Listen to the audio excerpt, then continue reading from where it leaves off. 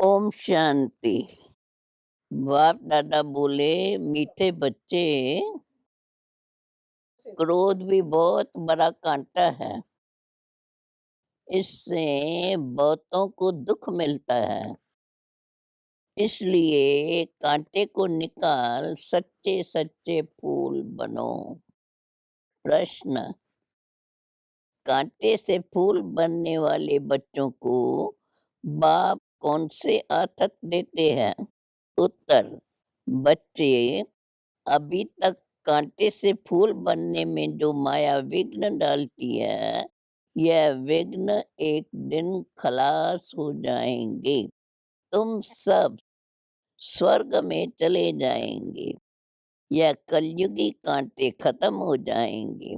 बाप ने तुम्हें संगम युगी पाठ में डाला है। माया भल मुरझा देती है, लेकिन ज्ञान का बीज अविनाशी है। यह बीज विनाश नहीं हो सकता। गीता: न वो हमसे जुदा होंगे, न उल्फत दिल से निकलेंगी। ओम शांति। शिव बाबा ब्रह्मा के तन से मीठे मीठे सिकीलदे रूहानी बच्चों प्रति गुह्य राज व गुह्य ज्ञान समझा रहे हैं। एक तो बच्चों ने गीत सुना कि बाबा, हम आपके ऊपर बलि चढ़ेंगे, बल कितने भी सुतम सहन करने पड़े। सुतम क्यों कहते हैं? क्योंकि मनुष्यों को जहर नहीं मिलता। यह तो बच्चे जानते हैं। हम न आत्मा को न परमात्मा को जानते थे, न अपने आप को न बाप को जानते थे। इसलिए जैसे जानवर बुद्धि थे। लौकिक संबंध में तो अपने को जानते हैं। इस समय के मनुष्य अपने को और परलौकिक बाप को बिल्कुल ही नहीं जानते हैं। कह देते हैं परमात्मा का तो कोई नाम रूप देश काल है ही नहीं, तो फिर आत्मा का भी नहीं होना चाहिए। आत्मा को भी वे लोग जानते ही नहीं। कह देते हैं आत्मा सो परमात्मा। अभी तुमने जाना है, वह तो सिर्फ नाम मात्र कह देते हैं। आत्मा और जीव है। आत्मा अविनाशी है, जीव विनाशी है। अच्छा, आत्मा क्या चीज है? उनका रूप रंग क्या है? नाम तो जानते हैं कि आत्मा है, परंतु वो कैसे है, क्या करते हैं, कैसे कैसे पाठ बजाते हैं, कितना समय पाठ बजाती है, इस आत्मा के नॉलेज का कोई वर्णन कर न सके। अभी तुम बच्चे जानते हो, आत्मा एक छोटा सा स्टार है। आत्मा में ही सारा 84 जन्मों का पाठ अविनाशी नूंदा हुआ है। शंकराचार्य की आत्मा भी अपना पाठ पूरा बजा रही है। सिर्फ कह देते हैं भ्रिकुटी के बीच चमकता है जब सितारा, बस और कुछ नहीं। आत्मा को नहीं जाना, गोया परमात्मा को जानते ही नहीं। न रचना के आदि मध्यांत को जानते हैं। अभी तुम बच्चे आत्मा और परमात्मा को जानते हो, सो भी नंबरवार पुरुषार्थ अनुसार। बहुत बच्चे हैं जो यथार्थ रीत नहीं जानते। देह अभिमान में रहने के कारण पूरी धारणा नहीं होती है। नंबरवार तो है ना। बच्चे पूछते हैं, बाबा ऐसे क्यों है? बाबा कहते हैं, बच्चे ये राजधानी स्थापन हो रही है, इसमें सब प्रकार के जरूर चाहिए। पत्थर बुद्धि हो तब तो कम से कम पद पाए। अगर खुद जानते हो तो औरों को भी समझाए। तुम कहेंगे आगे चलकर समझाने लग पड़ेंगे, परंतु ऐसे भी कोई चाहिए, तब तो कम पद मिलेगा ना। कहाँ राजा, कहाँ प्रजा, कितना फर्ज है। यहाँ तो राजा प्रजा सबको दुख है। सत्य में न राजा को दुख न प्रजा को दुख, परंतु मर्तबे में अंतर है। पूरी धारणा न होने के कारण किसको समझा नहीं सकते हैं। फिर कोई न कोई कांटा लगता रहेगा, कभी लोभ का, कभी मोह का। भूतों की प्रवेशता होती रहेंगी, यह भी होना है जरूर। तुम हो प्रजापिता ब्रह्मा कुमार कुमारियां। प्रजापिता का बाप कौन? शिव बाबा। बाकी शिव का बाप कोई होता नहीं। यह ब्रह्मा बाबा, विष्णु शंकर भी शिव की ही रचना है।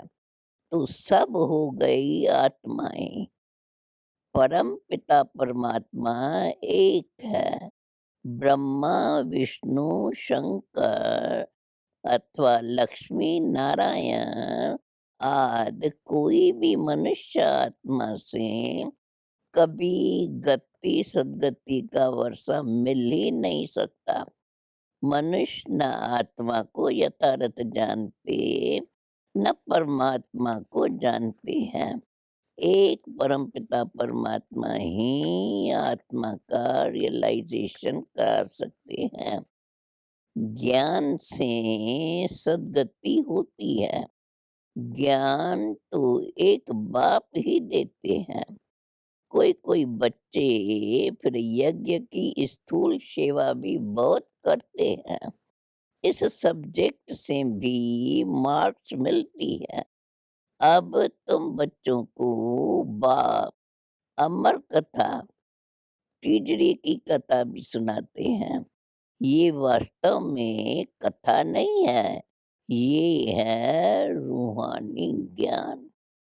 अपने को और बाप को जानना, वो तो कह देते हैं जैसे पानी से बुदबुदा निकलता है फिर समा जाता है। हम ब्रह्म से पैदा हो पाठ बजाए फिर ब्रह्म में लीन हो जाते हैं, या ब्रह्म ही बन जाते हैं। और कोई रचना और रचता का ज्ञान है नहीं। ज्ञान तो बाप ही आकर समझाते हैं। इनका नाम है शिव। फिर उनको कोई रुद्र भी कहते हैं, कोई पाप कटेश्वर भी कहते हैं। अनेक नाम रख पूजा की सामग्री बढ़ा दी है। जो जो परमात्मा ने कर्तव्य किया है, उस पर भिन्न भिन्न नाम बहुत मंदिर बना दिए हैं। अब बाप कहते हैं ये है कांटों की दुनिया, विषय सागर। यह भी सबसे लिखाया जाता है कि ईश्वर सर्वव्यापी नहीं है। बाप तो आकर भारत को स्वर्ग बनाते हैं, तो सारी दुनिया स्वर्ग बन जाती है। यह भी किसके बुद्धि में नहीं आता। शास्त्र सब है भक्ति के। बाकी हर एक को अपने अपने काम का ज्ञान है। वाढ़े को कारपेंटर का ज्ञान है, डॉक्टर को डॉक्टरी का ज्ञान है। ये है रूहानी ज्ञान। वो तो एक परमात्मा ही आकर देते हैं। मनुष्यों को यह पता ही नहीं कि परमात्मा किसको कहा जाता है। गीता में श्री कृष्ण का नाम डाल दिया है। मुख्य बात है ही ये, माई बाप को खंडन कर दिया है। तो बाकी सब शास्त्र झूठे हो गए। झूठे पत्थरों की भी खानियाँ हैं। यह भी जैसे झूठे पत्थर है, पारिस बुद्धि वाले रहते हैं पारिसपुरी सत्युग में। यह तो है नर्क, बुलाते हैं, हे पतित पावन आओ। तो ज़रूर पतित है, नर्क और स्वर्ग दोनों भारत में ही है। कोई मरते हैं तो कहते हैं स्वर्ग गया। यह बुद्धि में नहीं आता है कि स्वर्ग तो सत्य को कहा जाता है। परमात्मा स्वर्ग की स्थापना करते हैं, नक नर्क की। रावण राज कब से शुरू होता है, यह भी किसको पता नहीं है। बल शास्त्र बहुत पढ़ते हैं, ब्रह्मचर्य में भी बहुत रहते हैं, परंतु पैदा तो विकार से होते हैं ना। साधु सन्यासी भी साधना करते हैं, बाप से मुक्ति मांगते हैं, क्योंकि छी दुनिया में रहना नहीं चाहते हैं। अब बाप कहते हैं पहले आत्मा को यथार्थ जानो कि कैसे जन्म मरण में आती है, कैसे सच्चे सोने में खाद पड़ती है, कैसे 84 जन्मों का पाठ बजाती है। सबसे जास्ती पाठ तुम्हारा है। जो देवी देवता थे, वही पूरे 84 जन्म लेते हैं। लक्ष्मी नारायण ने राज किया, फिर कहाँ गए? उनकी आत्मा ने ज़रूर जन्म तो लिया होगा ना, अब वह कहाँ है? कोई जानता ही नहीं। क्रिश्चियन लोग जानते हैं कि क्राइस्ट इस समय बिगड़ी पार्ट में होगा। तुम तो अच्छी रीत जानते हो, लक्ष्मी नारायण जो स्वर्ग के मालिक थे, उन्हों को ही पुनर्जन्म लेकर 84 जन्म पूरे करने हैं। सभी आत्माएं 84 जन्म नहीं लेंगी। यह भी ज्ञान बुद्धि में धारण करने का है। योग में रहने के सिवाय कांटों से फूल बन नहीं सकते। योग से ही विक्रम विनाश होंगे और सतो प्रधान फूल बनेंगे। जब तक यह है, तब तक कुछ न कुछ कांटे पन का अंश रहता है। फूल बन गए फिर तुम यहाँ रह नहीं सकेंगी। फूलों का बगीचा सत्य को कहा जाता है। अभी तुम कांटों के जंगल अथवा रावण के राज में हो। सब कांटे ही कांटे हैं। जो बहुत कांटों को फूल बनाते हैं, उन्हें ही सच्चा खुशबूदार फूल कहेंगे। एक फूल होता है किंग ऑफ फ्लावर, सफेद होता है, टेबल पर रखा जाता है, फिर खिलता रहता है, खुशबू बढ़ती रहती है। ऐसा फूल कोई होता नहीं। अब किंग फूल है तो क्वीन भी चाहिए। रात की रानी गुलाब मोतिया आदि अच्छे अच्छे फूल फ्लावर शो प्रदर्शनी दिखाते हैं। वहाँ सब अच्छे अच्छे फूल ले आते हैं। जो अच्छे अच्छे फूल लाते हैं, उनको इनाम भी मिलता है। तुम भी फूलों का बगीचा बनाते हो ना, शिव पर फूल चढ़ाते हैं, उसमें रतन जोत अकक के फूल भी चढ़ाते हैं। बाबा ने समझाया है, मैं यहाँ तुम बच्चों को फूल बनाने का पाठ बजाता हूँ। मैं जानता हूँ कौन गुलाब के फूल है, कौन मोतिया है, कौन रतन जड़त है, कौन अक है, सबसे छीछी होता है अक का फूल।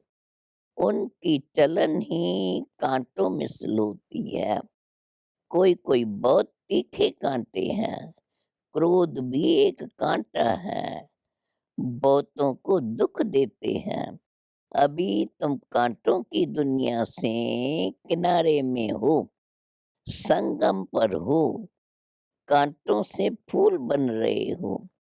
जैसे माली काँटों को अलग पाट में निकाल रखते हैं, तुमको भी बाबा ने अलग कर दिया है। तुम संगम पर हो, तुम्हारी मरम्मत होती रहती है, फिर भी माया काँटा बनाए देती है।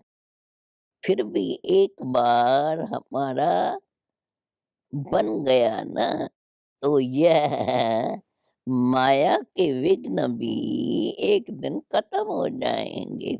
फिर यह जो पाट में लगे हुए फूल हैं, वो सब स्वर्ग में चले जाएँगे।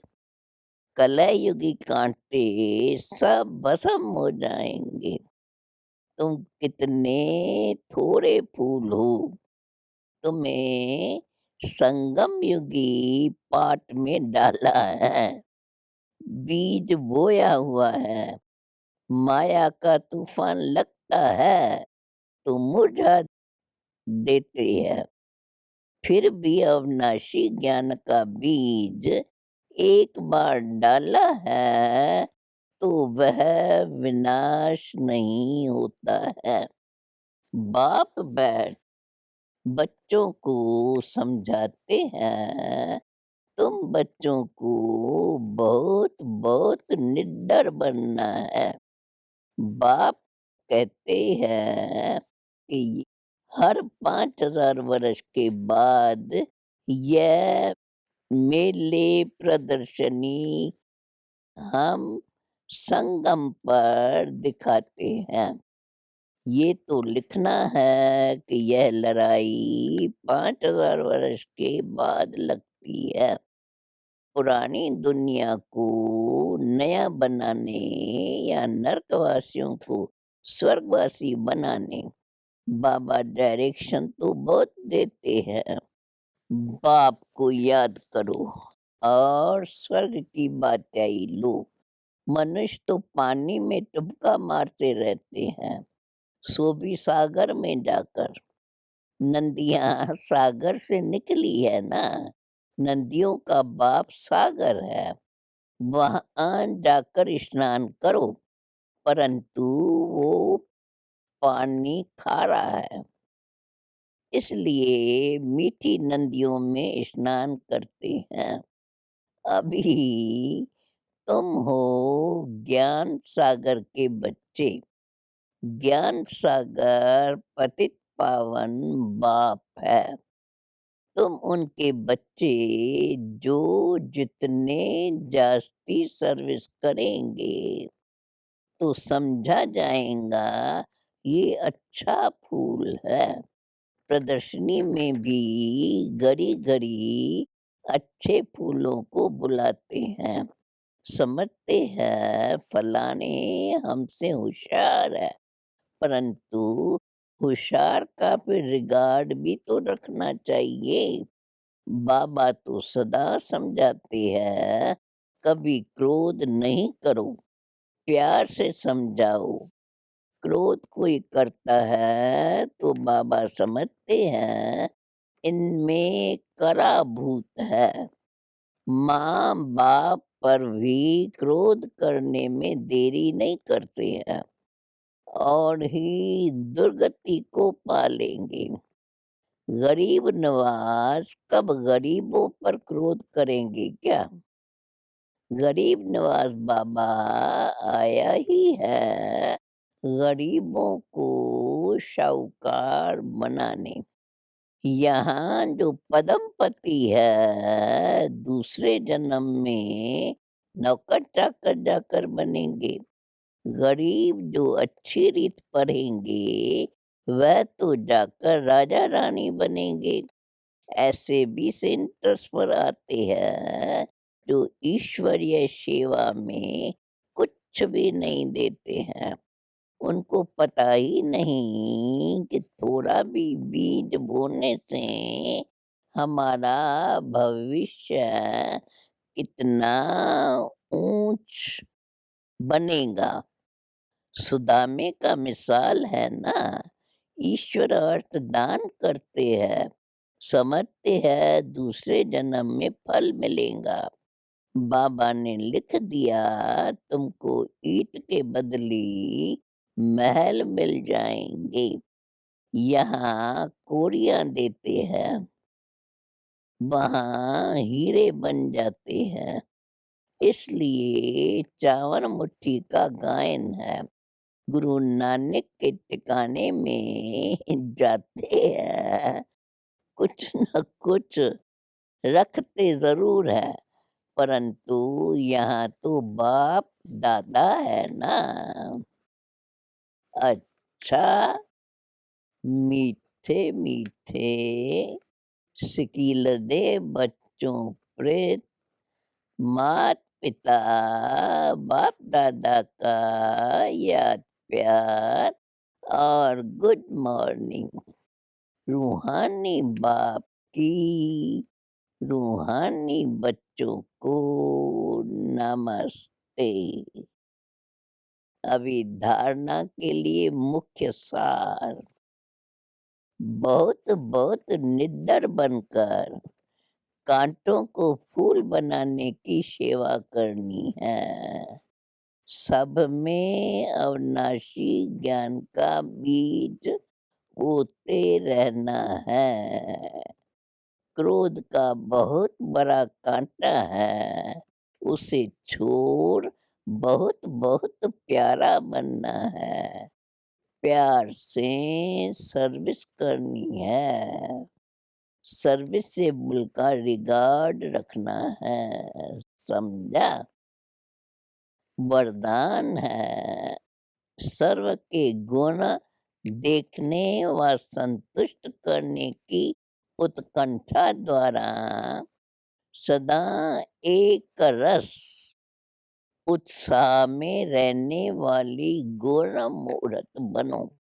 सदा एक रस उमंग उत्साह में रहने के लिए जो भी संबंध में आते हैं, उन्हें संतुष्ट करने की उत्कंठा हो।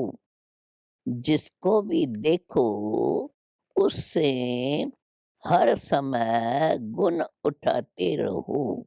सर्व के गुणों का बल मिलने से उत्साह सदा काल के लिए रहेगा। उत्साह कम तब होता है जब औरों के भिन्न भिन्न स्वरूप, भिन्न भिन्न बातें देखते सुनते हो, लेकिन गुण देखने की उत्कंठा हो तो एक रस उत्साह रहेगा। और सर्व के गुण देखने से स्वयं भी गुणमूर्त बन जाएंगे, समझा। स्लोगन है, बेहद के वैराग वृत्ति का फाउंडेशन हो तो सेकंड में अशरीरी बनना सहज है।